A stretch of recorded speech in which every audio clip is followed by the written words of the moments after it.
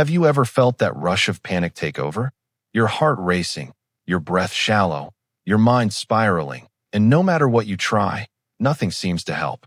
You tell yourself to calm down. You try to breathe slower, but the fear has already taken root. And in that moment, you don't feel in control of anything. Not your mind, not your body, not your life. But what if I told you that more than 2,000 years ago, a group of philosophers not only understood this feeling, but developed powerful tools to face it with clarity and strength. Tools that can still be used right now in your most anxious moments. Stoicism isn't some cold, emotionless system designed to suppress how you feel. It's the exact opposite. It's a philosophy built for chaos, for storms, for internal collapse. And it's in moments of panic that its wisdom becomes most alive. Marcus Aurelius, one of the greatest Stoic thinkers and a Roman emperor, once wrote, "Today I escaped from anxiety," or no, I discarded it because it was within me and my perceptions, not outside.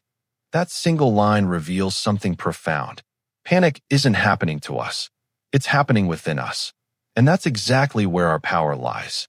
The first truth the Stoics offer us in times of panic is this: you are not your thoughts. Panic tricks you into believing that every racing thought is a prophecy, that if your mind screams, something's wrong. It must be true. But Stoicism teaches you to observe your thoughts, not become them. Epictetus said, "It's not what happens to you, but how you react to it that matters." When your heart pounds and your thoughts race, the Stoic doesn't say, "Stop it." He says, "Step back." Imagine you're standing on a stormy shore, and waves of fear are crashing against you. A non-Stoic gets pulled into the water.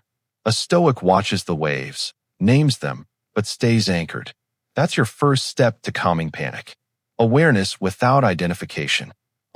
There's the thought that I'm not safe. There's the feeling of dread. You observe them like clouds passing through the sky. The second principle is radical acceptance of the present moment. Panic is fueled by resistance. You start thinking, this shouldn't be happening. I need to get out of this feeling right now. That's like trying to put out a fire by panicking over the flames. The Stoics called this the second arrow, not the event, but our judgment about the event. You're not just panicking, you're panicking about panicking. Seneca, another great Stoic, wrote, "We suffer more often in imagination than in reality." So when panic hits, try this Stoic shift. Instead of fighting the feeling, welcome it. Say to yourself, this is what anxiety feels like. It's intense, but it's temporary. It's a sensation, not a sentence. You can even talk to the panic like it's a character in a play. You've returned. Sit with me. Let's breathe together. The third Stoic insight is the distinction between control and acceptance. One of the most powerful Stoic practices is called the dichotomy of control. What's up to me and what isn't? Panic pulls your attention outward. What if I faint? What if I lose control? What if something terrible happens? The Stoic pulls that attention back inward. Can I control that outcome right now? No. Can I control how I relate to this moment? Yes.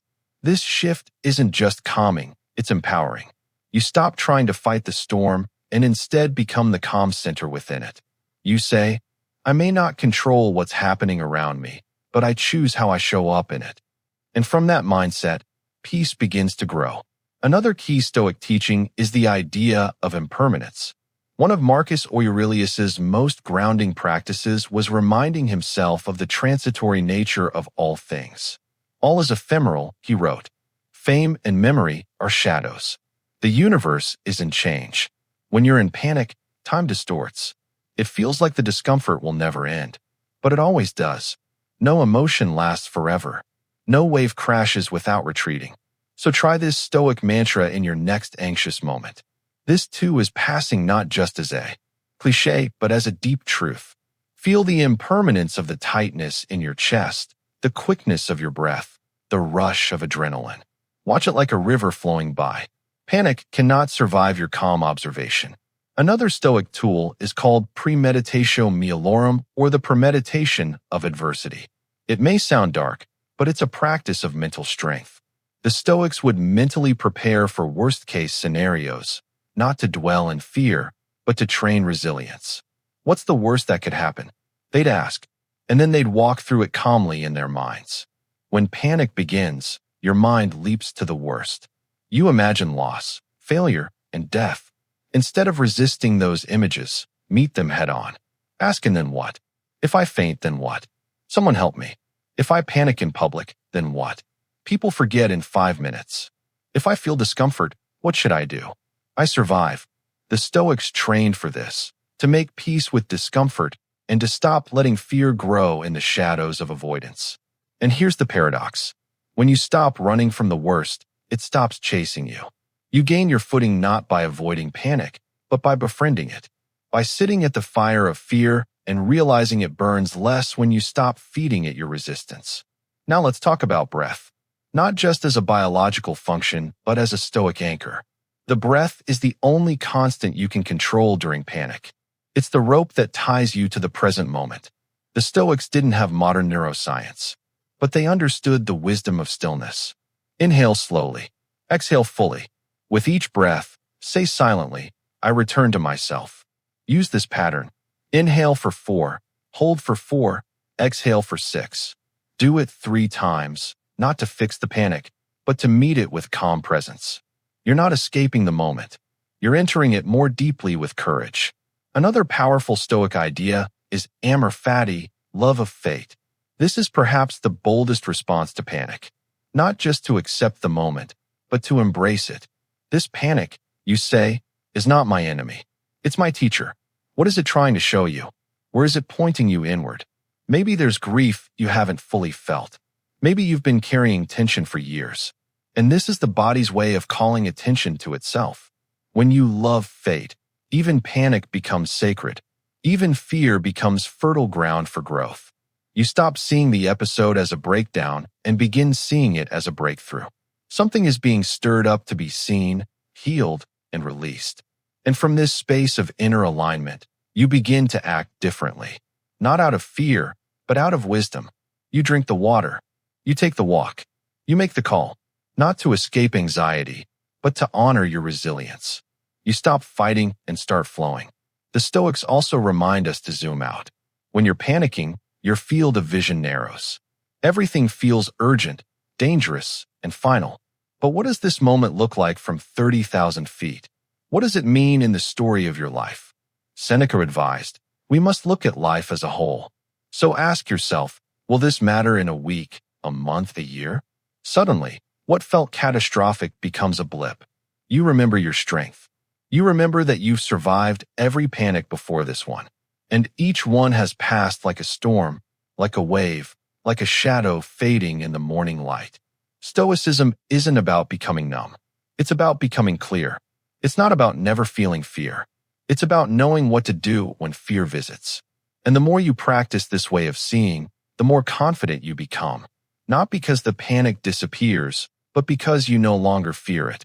You sit at the table with your fear and realize it has no teeth. It's just a messenger, a call to return to the present, to realign with what you can control, to breathe, to soften, to remember your inner strength. But the Stoics weren't detached robots. They still felt fear, anxiety, and pain. The difference is they didn't get owned by those feelings. Epictetus reminded us that we suffer more in imagination than in reality. When panic grips you, your mind starts projecting every worst-case scenario. You feel trapped by a future that hasn't even happened yet. But the Stoics taught, stay with the present right now. Just this breath, just this step. Seneca once said, he who suffers before it is necessary suffers more than necessary. How often have you spiraled into panic because of a story your mind created? One that never came true. You feared rejection, but were accepted. You feared failure, but succeeded. You feared pain and found healing. Stoicism trains us to challenge these mental spirals and ground ourselves in the present moment. So here's a simple Stoic technique. Next time anxiety rises, ask yourself, is this thing within my control? If yes, act. If no, let go. That's it. It sounds too simple to work, but that clarity has saved people from breakdowns because anxiety feeds on chaos. And clarity cuts through chaos like a sword. Marcus Aurelius faced wars, betrayals, and plagues. Yet he still wrote, You have power over your mind, not outside events. Realize this, and you will find strength. That strength isn't loud. It doesn't scream or conquer. It's quiet, steady. It's the strength of the man who keeps breathing slowly while the world around him burns. That's what Stoicism trains you. Not immunity to emotion, but mastery over reaction. Most people think strength is about muscles or domination. The Stoics knew better. True strength is the ability to stay calm when everything tries to shatter you. It's the refusal to let outer storms create inner storms. That's not passivity. That's power. You'll start to notice something strange. The more you practice Stoic presence, the less the little things rattle you. You don't snap at people. You don't obsess over what you can't fix. You become anchored, and people feel it. They sense that you're not easily moved, that you don't need constant validation, that you operate from a deeper source. But here's the paradox. To get there, you have to stop trying so hard to get there. Stoic calm isn't achieved through force. It's accessed through surrender, not to chaos, but to truth. And the truth is, this moment is always manageable. You don't have to survive forever, just this breath. Then, when panic shows up, don't try to get rid of it. That makes it stronger. Just acknowledge it. Say internally, I see you. You are not me. You are a visitor, not a master. And then return to what is. Your feet are on the floor, the air in your lungs, the softness in your jaw. Anchor yourself in the sensations of now. Another Stoic exercise. Write down your fears. Literally get them out of your head and onto paper. You'll notice that the moment you give them structure, they lose power. The fog clears. Seneca called this premeditatio malorum, the premeditation of evils. It doesn't make you negative. It makes you prepared. But never forget this. Preparation is not an obsession. Don't use Stoicism to overthink. Use it to simplify. Anxiety thrives on overcomplication. The Stoics knew life is hard. Yes, but it's not as hard as your mind can make it. When you stop exaggerating your pain, you start reclaiming your peace. One more Stoic idea. View life as a training ground. Every stressful moment is a test, not of your worth, but of your practice. Marcus Aurelius wrote, "The impediment to action advances action. What stands in the way becomes the way." Panic isn't just an obstacle. It's the training, the gym, the forge where your inner steel is shaped. So next time you feel your chest tighten, your thoughts race, your world spin, pause. Don't fight it. Observe it and ask, what is this trying to teach me? Maybe it's reminding you to slow down, to stop trying to control everything, to return to what you can influence, your breath, your posture, your focus. And maybe, just maybe, it's showing you where you've been out of alignment. Not broken, just out of alignment. And alignment can be restored. If you've watched this far, I want to ask you something personal. What's one moment in your life when you faced anxiety and got through it? Share it in the comments. Your story might give someone else the strength to take one more breath tonight. Don't underestimate that. And if this video gave you even a sliver of calm, do me a favor, like it. That small click helps others find this message when they need it most. And if you want more Stoic insights like this, subscribe to the channel. This is just the beginning. Because here's the truth. Life won't stop throwing chaos at you. The storm is part of the human experience. But you can stop being thrown by it. You can stand in it with quiet eyes and steady breath and say, I am still here. And that stillness, that's your power.